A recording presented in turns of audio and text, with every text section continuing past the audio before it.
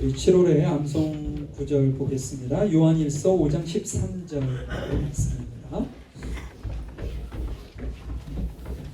요한일서 5장 13절.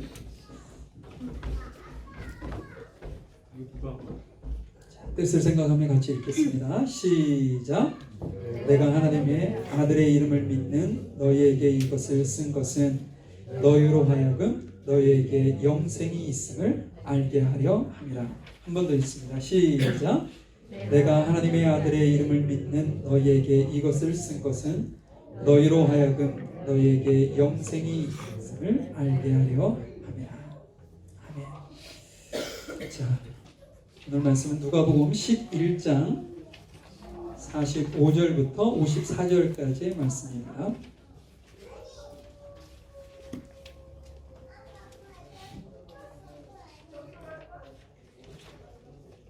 누가복음 11장 45절부터 54절까지의 말씀입니다.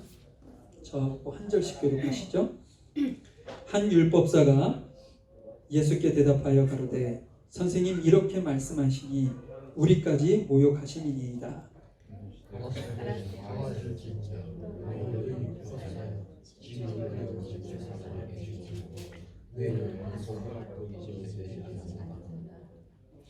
화 있을진저 너희는 선지자의 무덤을 쌓는도다. 저희를 죽인 자도 너희 조상들이로다.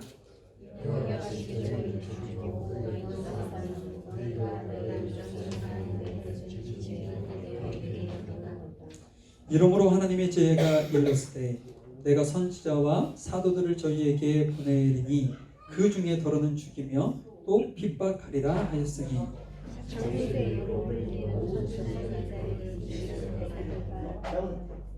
곧 아벨의 피로부터 제단과 성전 사이에서 죽임을 당한 사가리아의 피까지 하리라. 내가 너희에게 이르노니 과연 이 세대가 담당하리라.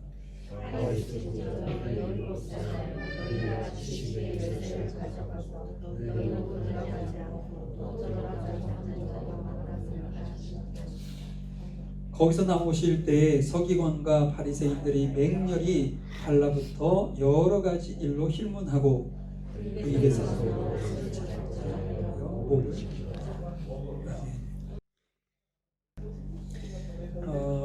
지난주에 이어서 예수님과 종교 지도자들 간의 2라운드가 시작이 됩니다. 지난주에는 바리새인들이었고 오늘은 율법사들과 근데 이 율법사가 바리새파 율법사인지 사두개파 율법사인지는 잘 모르겠어요. 근데 이 율법사가 예수님과 아주 극명하게 대치하는 장면을 오늘 우리에게 보여주시는데요. 여러분 그 주전자 속의 개구리라는 이야기 들어보셨나요? 누가 실험을 해봤다는 거죠. 뜨거운 물에 개구리를 이렇게 넣었더니 바로 튕겨져 나오더라는 거예요. 그런데 정말 미지한 물에 그 개구리를 넣고 서서히 못 느낄 정도로 불을 가해서 그 물이 이렇게 온도가 높아지는 것을 스스로 느끼지 못해서 결국은 개구리는 그렇게 하면 죽는다고 합니다. 그것이 어떤 분들은 실험을 해봤더니 그것도 아니야 라고 얘기하시는 분들 계시긴 하는데 하여간 이 이야기가 우리에게 주는 것은 뭐냐면 익숙함에 대한 경고. 익숙함에 대한 경고. 우리 신앙인들도 뭐 별반 다르지 않을 것입니다. 어떤 성경의 언어에 대한 익숙함, 또 종교 생활에 대한 익숙함, 또 뭐 교회 안에서에 사용되어지는 모든 것에 대한 익숙함, 교회에 어떤 잘 적응하는 것, 그런 것들은 다 아주 훌륭하고 좋고 감사한 일이지만 그 익숙함이 우리의 신앙의 성숙을 말한다든지 아니면 매주 이렇게 반복되어지는 주일의 어떤 일상적인 루틴에 의해서 타성에 젖어가는 우리의 어떤 신앙의 모습은 병들기 쉽고 또한 본질을 잃어버린 그 위선에 그러니까는 신앙인으로서 아무런 영향력을 미치지 못하는 종교인으로 우리를 전락시킬 수 있다라는 어떤 경고의 메시지가 이 익숙함에 있다는 거죠. 오늘 어떻게 보면 종교 지도자들의 모습 속에서 그 익숙함이 그들을 이렇게 타성에 적게 만들었고 하나님 앞에 지탄을 받는 그런 모습으로 종교인으로 전락하지 않았는가 싶습니다. 그래서 오늘 지난주에도 바리새인들을 세 가지로 예수님께서 잘못을 지적하셨는데 오늘도 세 가지의 내용을 율법사들을 이렇게 빗대어서 말씀을 하십니다. 결국은 이 말씀이 21세기를 살아가고 있는 우리에게도 동일하게 적용되고 우리도 우리 자신을 이렇게 비춰봐야 되는 말씀이라는 것이죠. 한번 보도록 하겠죠. 45절 말씀 보도록 하겠습니다. 한 율법사가 예수께 대답하여 가로되 선생님 이렇게 말씀하시니 우리까지 모욕하십니다. 한 율법사가 자신을 모욕하는 예수님이라고 아주 이렇게 강하게 어필을 합니다. 근데 그 어필이 우리 53절에 내려가 보시면 어느 정도였는지를 짐작하게 하는 내용이 있는데요. 거기서 나오실 때 서기관과 바리새인들이 맹렬히 달라붙어 여러 가지 일로 힘냈다. 이렇게. 그러니까는 자신들을 예수님께서 저희들에게 이렇게 말씀하시면 저희들을 모욕하시는 겁니다. 라고 이제 말로만 하는 것이 아니라 그들이 여러 명이 막 때를 지어서 예수님 앞에 모여들고 예수님 앞에 강하게 마치 칠 것처럼 어필을 했다라는 것을 우리는 알 수 있는데요. 이들이 모욕적으로 느꼈던 것이 무엇이냐? 지난주에 잠깐 내용을 살펴보면 예수님께서 세 가지를 그들에게 책망하시고 경고하셨는데 그것이 뭐냐? 첫 번째는 그들이 어떤 형식적인 것에 너무 이렇게 강조하다 보니까 외식적인 모습을 살았다는 거예요. 그러니까 본질을 잃어버린 어떤 모습으로 겉만 깨끗하게 하고 속은 더러워지는 것에 대한 경각심이 없었던 그들을 책망하셨죠. 두 번째는 시장통을 가든 아니면 회당에 가든 항상 높은 곳에 앉아서 남들에게 대접을 받으려 했던 그들의 어떤 교만함이 있었음을 이제 책망하셨습니다. 세 번째는 뭐냐면 그들은 많은 능력을 가지고 있어서 유대 백성들을 좋은 길로 이끌고 하나님의 백성으로서의 삶으로 이끌어갈 수 있음에도 불구하고 그러지 못하고 도리어 그들을 통해 백성들이 범죄케 한 것에 대한 세 가지 책망을 했습니다. 이 율법사가 이 말씀을 하시는 그 예수님의 이 이야기를 아주 집중해서 들었던 것 같아요. 그래서 예수님께서 이 말씀이 다 끝나지가 무섭게 예수님께 백성들 앞에서 우리를 모욕하시니까 나는 백성들의 스승인데 백성들 앞에서 우리를 이렇게 모욕하실 수 있습니까? 라고 아주 강한 어조로 예수님께 그 말씀을 했다는 거죠. 그런데 여러분 여기서 한번 생각해 보실 게 이 율법사가 예수님의 이야기를 잘 들었어요. 그런데 자신들에게 한 이야기가 아니거든요. 그 이야기를 들은 대상은 따로 바리새인들이 있었단 말이죠. 그런데 이 사람이 왜 이렇게 발끈하면서 왜 우리를 모욕하시냐고 강하게 어필했을까라는 거죠. 이 율법사가 아주 자세히 들어보니까 바리새인에게 얘기는 했지만 결국 자신에게 얘기하는 거나 동일하다라고 이 사람이 깨우쳤기 때문에 그렇게 자존심이 상해서 예수님 앞에 어필했던 것이죠. 예수님이 말씀하시는 동안에 거긴 바리새인 율법사 외에 다른 백성들이 참 많이 있었습니다. 근데 예수님이 하시는 말씀이 하나도 틀린 것이 없어요. 거기 있던 백성들이 율법사도 마찬가지고 바리새인들도 아주 따가운 시선으로 봤을 거예요. 그래 예수님 말씀이 맞아. 너희들 왜 그렇게 사냐? 라고 이렇게 하는 모습에 영적 지도자라고 생각했었던 그들이 모욕감 혹시 부끄러운 그런 것을 가졌으면 우리가 쉽게 알 수 있을 것입니다. 그런데 여러분 우리 주변에서도 우리의 삶 속에서도 이런 일이 참 많이 있지 않겠어요? 누군가에게 권면을 듣게 된다든지 우리의 잘못을 지적 들을 수 있겠죠. 그런데 정말 이곳에서 지혜 있는 사람이면 어떡할까? 그러니까 어떤 이러한 상황에 마주했을 때 불평하고 불만하고 그 상대방 권면하는 그 사람을 막 싸우려고 달려들고 이런 것이 아니라 감사하게 느낄 거라는 거죠. 지혜 있는 사람이라. 왜냐? 세상에 완전한 사람이 어디 있겠어? 뭐를 잘하면 뭘 하나는 잘못합니다. 그럼 그거에 대해서 권면을 들을 때 지혜 있는 사람은요, 자신이 돌이킬 수 있는 기회로 삼는다는 거죠. 그리고 잘못 서 있었다면 바르게 설 수 있는 기회로 삼기 때문에 지혜 있는 사람들은 그런 일이 있을 때마다 듣기는 거북하고 좀 쓰기에 다가올지라도 감사하게 그 말씀을 받는다는 것이죠. 그것이 지혜 있는 자와 어리석은 자의 차이일 것입니다. 예수님께서는 이 종교 지도자들이 이렇게 지혜로운 자가 되기를 내심 기대하고 이런 말씀을 하신 거예요. 지난주에도 여러분 말씀드렸지만 예수님께서 굳이 그곳에 초대를 받아서 갈 필요가 없었죠. 왜냐하면 그곳에 가면 불편한 일이 분명히 있을 것을 아셨던 그분이 굳이 그곳에 간 이유는 의도적이라고 했잖아요. 어떤 의도냐?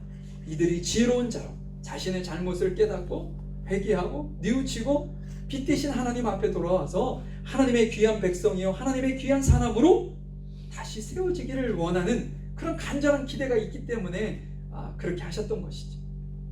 근데 안타깝게도 그들은 그 어떤 자신들의 어떤 위선을 이렇게 위선으로부터 되돌아설 수 있는 그러한 기회로 삼지를 못했습니다. 도리어 껍데기뿐인 자신들의 어떤 권위라고 할까요?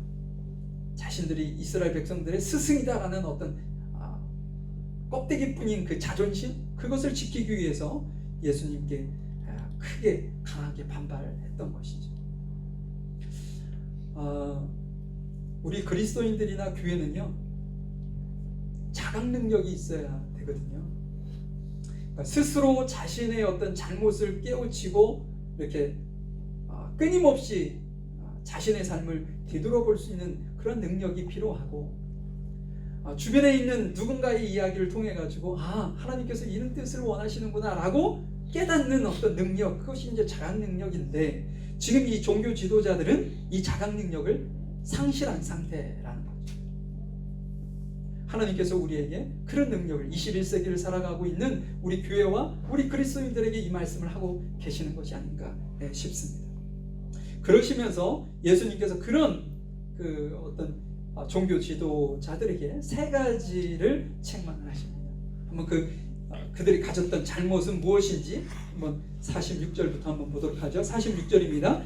가라사대 화 있을진저 또 너희 율법사여 지기 어려운 점을 사람에게 지우고 너희는 한 손가락도 이 짐에 대지 않는도다. 여러분, 율법사들이 지기 어려운 짐을 그들에게 지웠다는 이 의미는 어떤 의미일까요? 율법사들이 했었던 일의 가장 큰 일은 예전에는 인쇄술이 발달하지 않았기 때문에 이 성경을 두루마리 큰 종이 똘똘똘똘 이렇게 말리는 그곳에 이렇게 글을 써서 이렇게 필사죠. 결국은 하나씩 필사를 해서 보내기도 하고 그것을 돌려가면서 읽기도 하고 그랬었단 말이죠. 그래서 필사하는 것이 아주 제일 중요한 임무였어요. 근데 필사를 하다 보니 성경에 능통하게 됐고 이 율법을 연구해서 백성들에게 가르치는 역할까지 이 율법사들이 하게 됩니다. 그런데 이들이 어떻게 백성들을 지기 어려운 짐을 지우느냐 그러면 이들이 이 율법과 장로들의 유전을 이렇게 기초로 해서 613가지의 또 다른 율법을 만들어냅니다. 어떻게 보면 율법 해설서라고 생각을 하셔도 되는데, 예를 든다면 성경에는 우리에게 십계명에도 있지만 안식일을 거룩히 지켜라. 그럼 안식일을 어떻게 거룩히 지킬 수 있느냐? 그들이 이제 연구를 했던 거죠. 그래서 백성들에게 이렇게 하면 안식일을 거룩히 지킬 수 있을 거야 라고 생각을 해서 쉽게 예를 들어서 안식일에는 불도 피우지 마라. 안식일은 몇 미터 이상은 걸어가지 마라. 그럼 안식일을 범한 거야. 그리고 안식일에는 몇 킬로 이상 되는 것은 들고 몇 미터 이상 걸어가지 마라. 그러니까 노동이라는 거죠. 그래서 이런 어떤 디테일한 것들을 613가지를 만들어서 백성들에게 지키기를 강요했다는 거죠. 여러분들 듣기만 해도 좀 머리가 아프지 않으세요? 만약에 우리 물가신경교회에 우리 교회에 법이 있습니다. 그러면서 100가지 정도를 여러분들에게 알려드리고 꼭 지키셔야 합니다 라고 한다면 여러분들 그거 지키실 수 있겠어요? 기억하는 것도 어렵겠지만 지키는 것은 더욱더 어려울 겁니다. 지금 유대 종교 지도자들이 백성들에게 지키지 못할 법들을 더 만들어서 무거운 짐을 지우게 했다는 것이죠. 그런데 여러분 여기서 더 심각한 문제가 있어요. 뭐라고 얘기하냐면 오늘 본문에 너희는 한 손가락도 이 짐에 대지 않는도다. 이게 무슨 얘기냐면 자기들은 지키지 않으면서 지키기 어려운, 지키기 거의 불가능한 그 율법의 짐을 백성들에게만 이렇게 짐을 전가시켰다라는 이야기를 하고 있는 겁니다. 이게 더 문제가 되는 거겠죠. 만약에 본인들은 613가지의 어떤 율법과 또한 하나님께서 주신 모든 율법들을 철저하게 그 누가 봐도 흠이 없을 만큼 지키면서 백성들에게 지키기를 강요했다면 이건 그나마 문제가 될 것입니다. 그런데 본인은 하나도 지키지 않으면서 힘없는 백성들에게만 이 무거운 짐을 지었다라는 이야기를 하고 있는 것이죠. 여러분 우리는 보통 스승이 있잖아요. 학교에 가도 스승이 있고 교회 와도 선생님들이 있고 어떤 스승을 우리가 존경하게 되나요? 저 개인적으로 제가 이렇게 지금까지 있었던 스승 어떤 선생님들을 이렇게 생각해 보면 언행일치 말한 것을 행동으로 옮기는 그런 선생님들을 제가 존경했었더라고요. 이거 별반 다르지 않을 것이라고 생각이 듭니다. 아무리 학식이 많고 뛰어난 기술을 가지고 있다 해도 그리고 말을 진짜 기가 막히게 언변이 뛰어난 사람일지라도 본인이 한 말에 대해서 지키지 않으면 그 누구도 그를 인정하거나 존경하지 않을 것입니다. 지금 유대 종교 지도자들이 이런 어떤 루에 빠져들었다는 것이죠. 여러분들도 잘 알고 계시는 인도를 영국 식민지로부터 해방시키는데 기가 막히게 공헌한, 그래서 그 사람을 얘기할 때는 비폭력 독립주의자라는 이름을 붙이는 인도의 간디라는 사람이 있습니다. 이 간디는 국가적으로도 인도 내 국가적으로도 자신들의 영적 아버지라고 얘기할 정도로 아주 존경을 받는 사람이고 전 세계적으로도 존경을 받는 사람입니다. 근데 이 간디의 일화 중 이런 얘기가 있습니다. 어느 날 어떤 어머니가 아들을 자식을 데리고 그 간디에게 와서 간디에게 이런 부탁을 합니다. 우리 아이가 사탕을 너무 좋아하는데 이 사탕을 입에서 뗄 줄 몰라가지고 이제 이빨이 다 썩을 것으로 걱정이 돼서 선생님을 찾아왔습니다. 이 아이가 선생님 말씀이라면 100% 그냥 들으니 이 아이에게 사탕을 그만 먹으라고 좀 얘기 좀 해주십시오.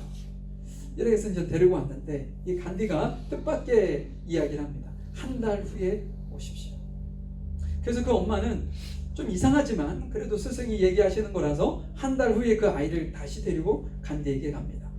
근데 간디가 다시 한 달 후 다시 데리고 오라고 한 달을 또 미루는 거예요. 그때 그 엄마가 아니 도대체 이 간단한 말을 하는데 뭘 이렇게 자꾸만 나중에 오라고 하냐, 이런 이상한 생각이 들었지만 한 달 후에 다시 간디를 찾아갔다는 거예요. 그제서야 간디가 그 아이에게 얘야 지금부터 사탕을 먹지 말아라.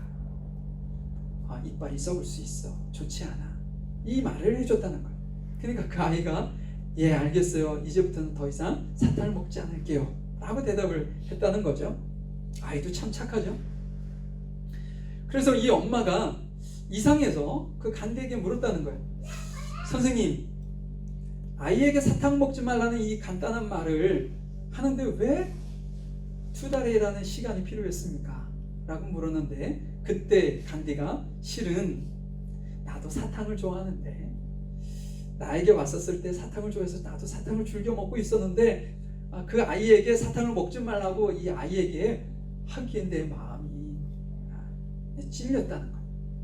근데 양심이 그렇게 얘기를 못하겠다. 그래서 한 달이면 사탕을 끊을 수 있지 않을까 싶어서 한 달 후에 오라고 했는데 막상 한 달이 지났는데 내가 사탕을 계속 좋아하면서 먹고 있더라. 그래서 한 달을 더, 그러니까 2달 만에 사탕 좋아하는 걸 끊었다. 이 얘기를 하고 있는 것이죠. 여러분, 사탕을 먹고 있으면서도 그 아이에게 그런 얘기를 할 수도 있지 않겠어요? 근데 이 간디는 그것이 용납이 되지 않았던 거죠. 남들은 모를지라도 자기 자신은 자기를 알았던 거예요. 그래서 자기가 그렇게 얘기하는 것이 바르지 않다는 것을 알았던 거죠. 그래서 그 어머니에게 어려운 부탁이지만 한 달씩 2번씩이나 한 달 후에 오시라고 이렇게 얘기할 수밖에 없었다는 겁니다. 가장 좋은 교훈은요, 희생의 본입니다. 희생의 본. 우리가 먼저 희생의 본을 보여서 나를 바라보는 이들이 그냥 말하지 않아도 그냥 교훈이 되어서 그렇게 지키도록 하는 것이 가장 큰 교훈이라는 것이죠. 율법사들은 스스로 유대 백성들의 스승이라고 자부했습니다. 그런데 그들은 전혀 백성들에게 본을 끼치지 못하는, 그래서 아무런 영향력도 보이지 못하는 그런 스승이 되고 말았다는 것이죠. 우리가 세상 가운데 어떻게 그리스도인으로서 영향력을 미칠 수 있을까? 우리 그런 고민 많이 하잖아요. 그때 우리가 명심해야 하는 것이 있습니다. 우리가 선한 영향력을 미치려면 하나님의 말씀을 말하기 이전에 하나님의 말씀을 지키는 거예요. 많은 사람들 앞에 하나님의 말씀은 이렇고 이렇습니다, 그거 얘기할 것이 없어요. 내가 그 말씀대로 살면 그것을 통해 많은 사람들에게 선한 영향력을 끼치게 되어 있다는 것이죠. 요한복음 13장 15절 이런 말씀이 있습니다. 14절 15절을 보면 내가 주와 또는 선생이 되어 너희 발을 씻겼으니 너희도 서로 발을 씻기는 것이 옳으니라. 내가 너희에게 행한 것 같이 너희도 행하게 하려 하여 본을 보였노라. 예수님께서 어느 날 허리춤에 수건을 두르시고 스승으로서 할 수 없는 제자들의 발을 씻기는 일을 하십니다. 그러시면서 내가 너희들에게 이렇게 본을 보인 것은 너희가 서로 씻게 하기 위해서 내가 너희에게 본을 보인 거야 라고 말씀을 하고 있는 거죠. 여러분, 종교 지도자들과 예수님의 차이점 참 많이 있죠. 그 중에 아주 극명하게 나타나는 차이점은 뭐냐? 언행 일치했냐, 언행 불일치의 삶을 살아가냐, 이 차이가 있습니다. 종교 지도자들, 율법사들, 바리새인들은요, 겉으로는 무척 경건한 모습을 보이려고 부단히 노력을 많이 했습니다. 그런데 지난주에도 우리가 얘기했던 것처럼 그릇의 겉은 깨끗한데 속은 더럽다 라고 예수님께서 지적하신 것처럼 그들의 삶의 모습 속에 나타난 그들의 내면은 너무나도 더러웠다는 거죠. 근데 예수님은 예수님께서 하셨던 모든 말씀의 100%의 삶을 실천으로 옮기셨어요. 그래서 예수님의 어떤 가르침에는 권위가 있었죠.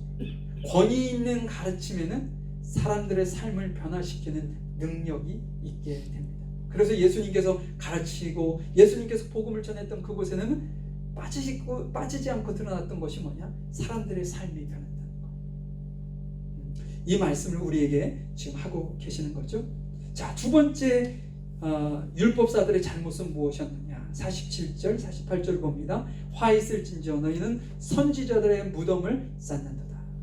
저희를 죽인 자도 너희 조상들이로다. 이와 같이 저희는 죽이고 너희는 쌓으니 너희가 너희 조상들의 행한 일에 증인이 되어 옳게 여기는도다. 여러분, 여기서 선지자들의 무덤을 쌓는다라는 의미는 뭐냐면요,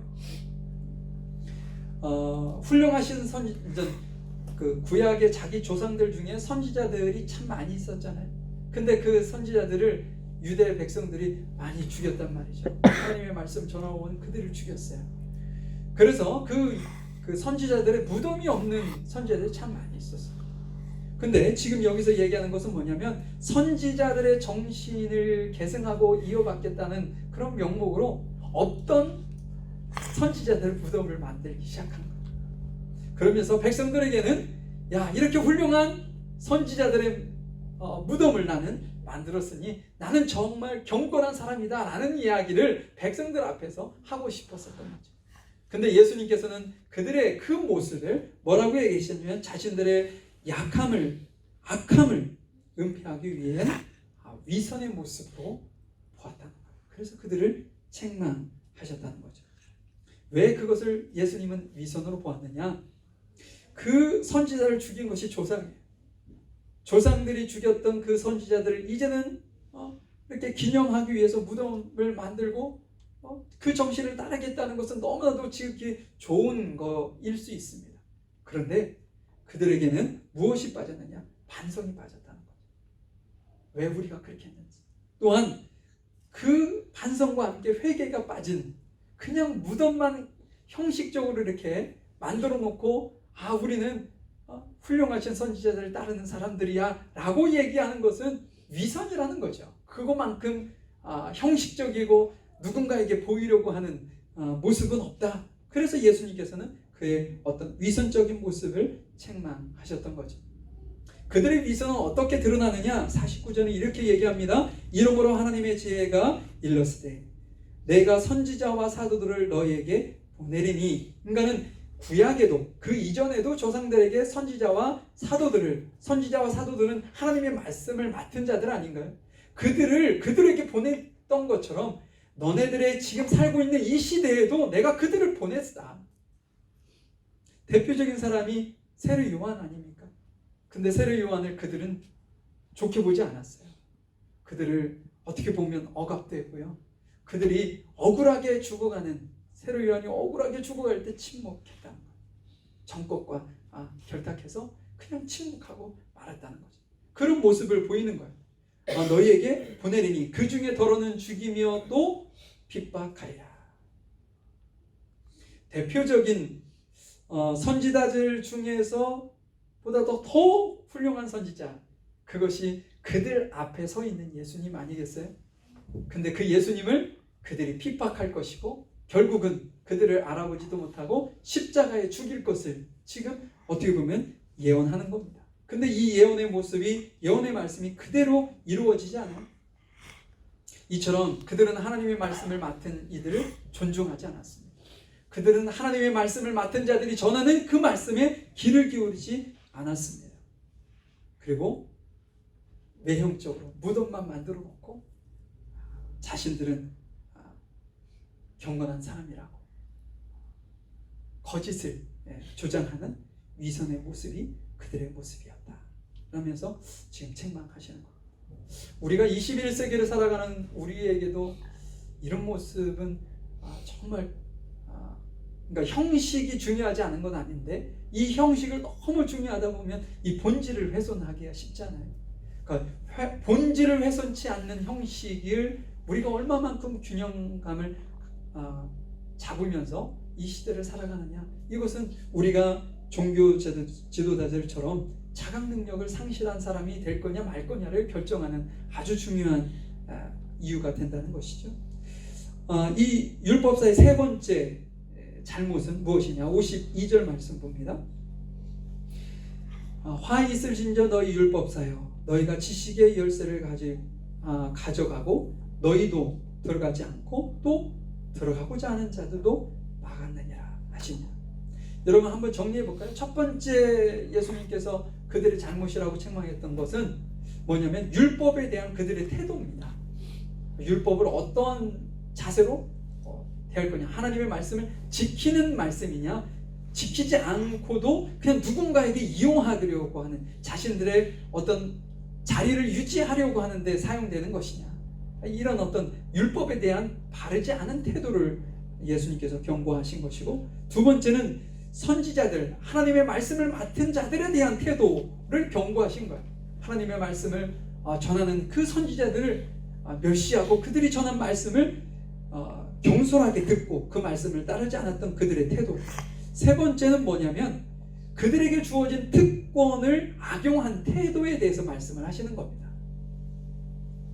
선지자들을 죽이는 것은 너무나도 악한 것이지요.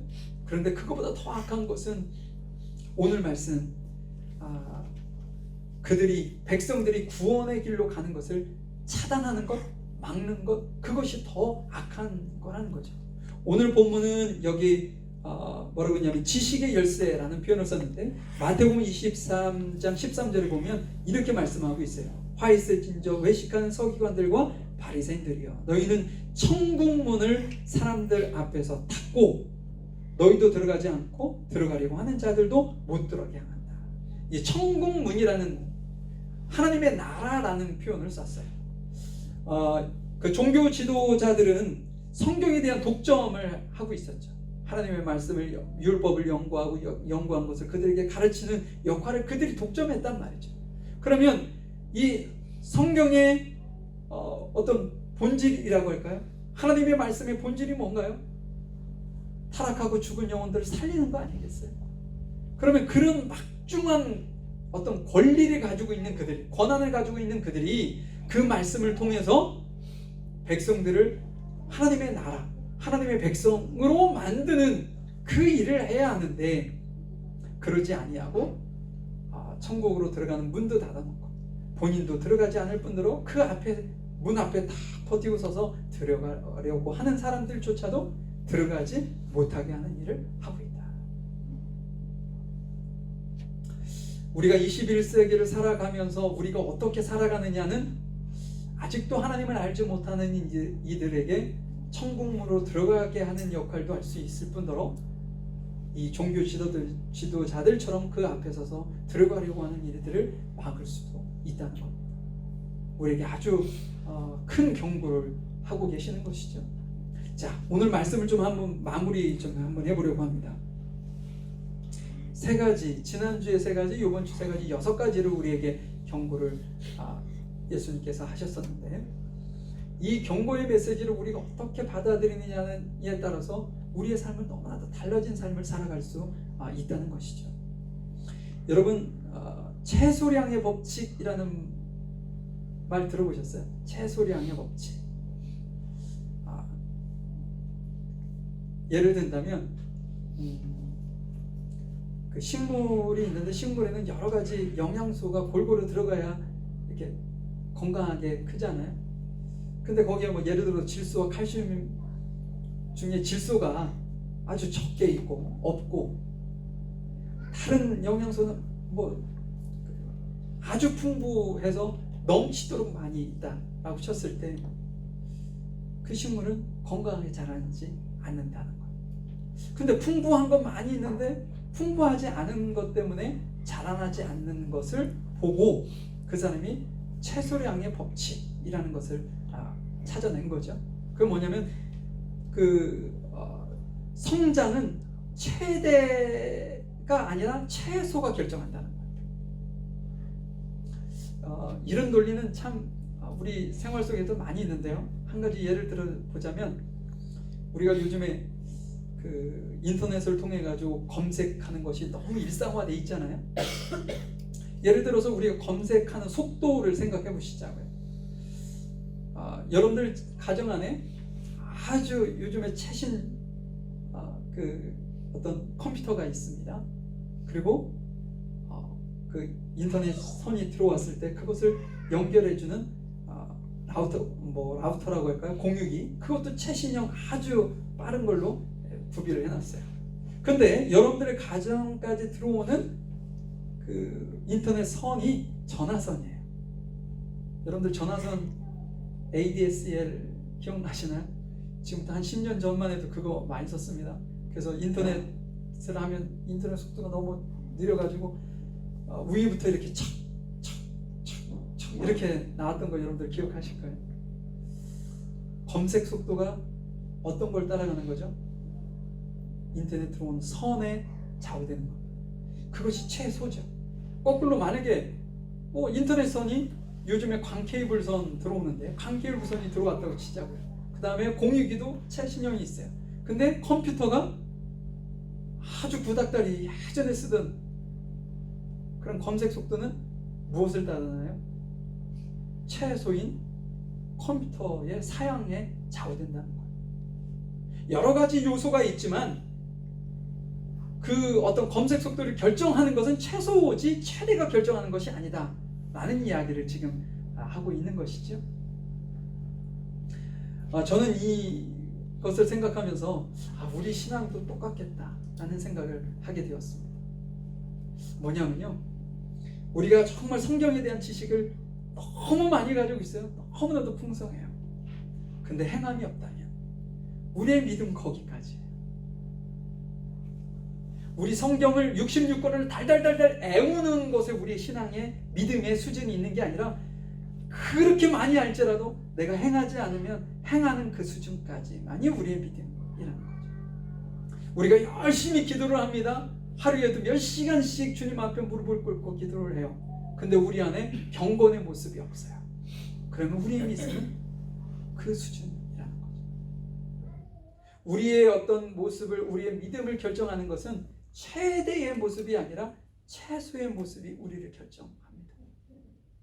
지금 율법사진이나 바리새인들, 사두개인들은요, 이 성경에 대한 것은 그 누구에게도 이렇게 뒤처지지 않는 아주 전문가들입니다.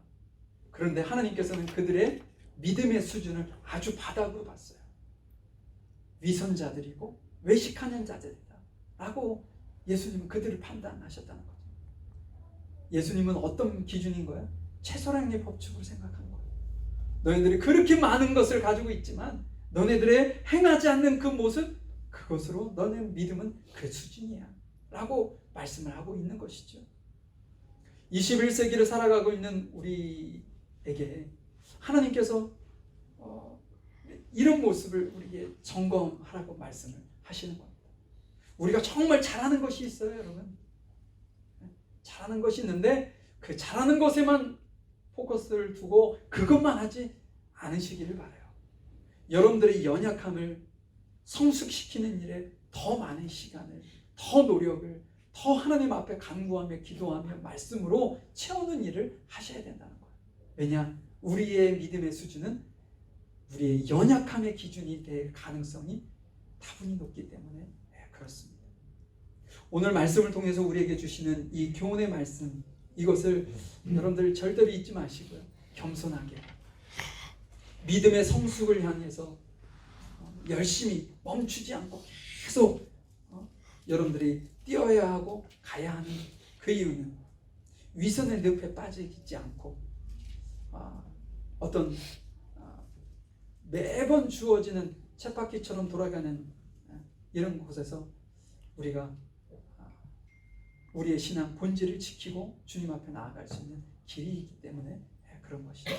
오늘 말씀을 여러분들이 잊지 않고 기억하면서 한 주간의 승리자의 삶을 여러분들이 살아 나가실 수 있기를 간절히 소망해 봅니다. 잠시 기도하시죠.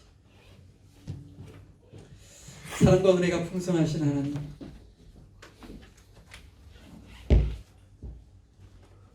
예수님께서 바리새인과 서기관들, 율법사들을 책망도 하셨었지만 어느 때는 너희들의 의가 그들의 의를 넘지 못하면 천국에 들어갈 수 없다는 말씀도 저희들에게 하셨던 것을 저희들이 기억합니다.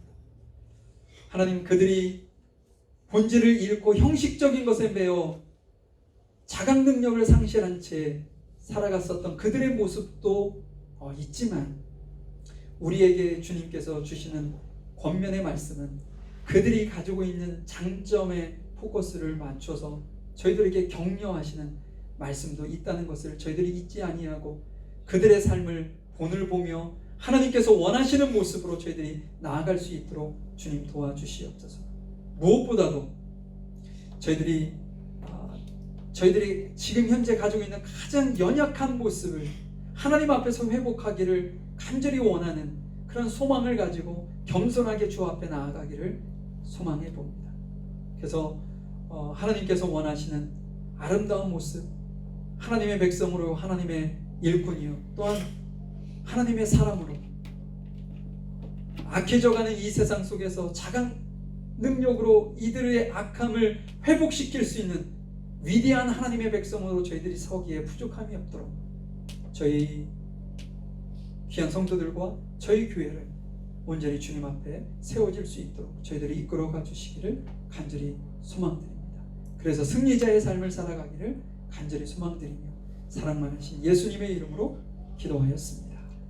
아멘. 지금은 우리 주 예수 그리스도의 크신 은혜와 아버지 하나님의 사랑하심과 성령님의 인도하시고 내조하시고 교통하시니 형식에 얽매여 본질을 잃어버리는 것이 아니라 진실로 주께서 저희들에게 주셨던 성경적 가치관을 회복하고 하나님의 말씀을 따라 세상 가운데 살아있는 자로 선한 영향력을 미치는 귀한 하나님의 자녀, 하나님의 백성으로 살아가기를 원하는 우리 귀한 성도들 머리 위에와 이들의 가정과 사업장 일터 위에 또한 학업 위에 지금부터 영원히 함께 하시기를 간절히 축원하옵나이다.